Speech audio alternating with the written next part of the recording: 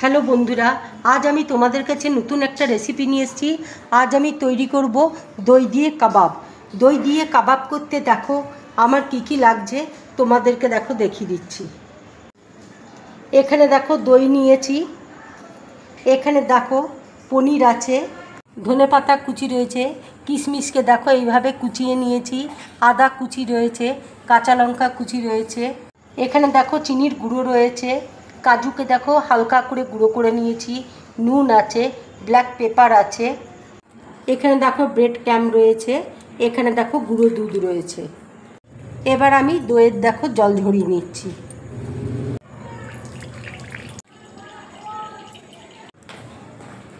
দইয়ের দেখো জল আমি ভালো করে ঝরিয়ে নিয়েছি। দেখো এবার দেখো পনির, এবার আমি একসাথে দেখো মেখে নিচ্ছি। পনির আর দই দেখো আমি একসাথে খুব ভালো করে মেখে নিলাম। এবার আমি কিশমিশ দেখো দিয়ে দিচ্ছি,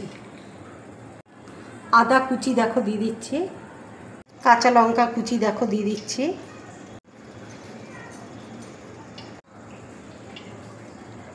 একটু গুঁড়ো দুধ দেখো দিয়ে দিচ্ছি,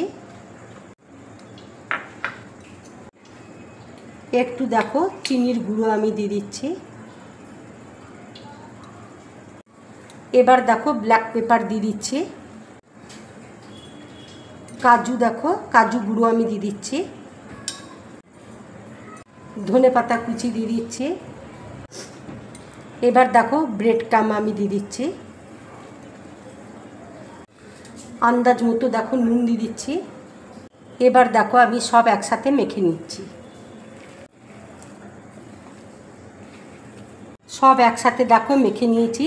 এবার আমি হাতে দেখো তেল বুলিয়ে নিয়েছি। এবার আমি কাবাবগুলো তৈরি করে নেব।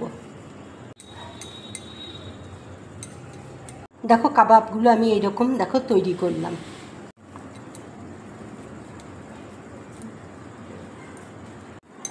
আর একটা দেখো তোমাদেরকে দেখিয়ে দিলাম, ঠিক এরকম শেপে দেখো তৈরি করছি কাবাবগুলো। এবার দেখো সিমুইয়ের মধ্যে আমি কোট করে নিচ্ছি।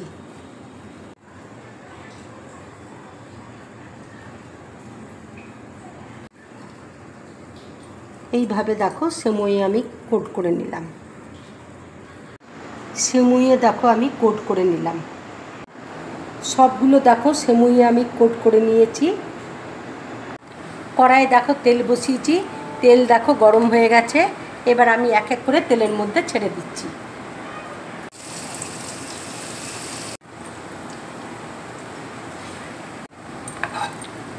ভাজাটা দেখো হয়ে গেছে।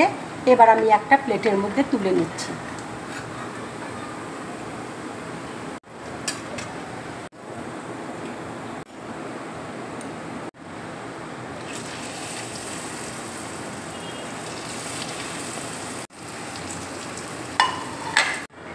দইয়ের কাবাব দেখো আমার পুরোপুরি রেডি।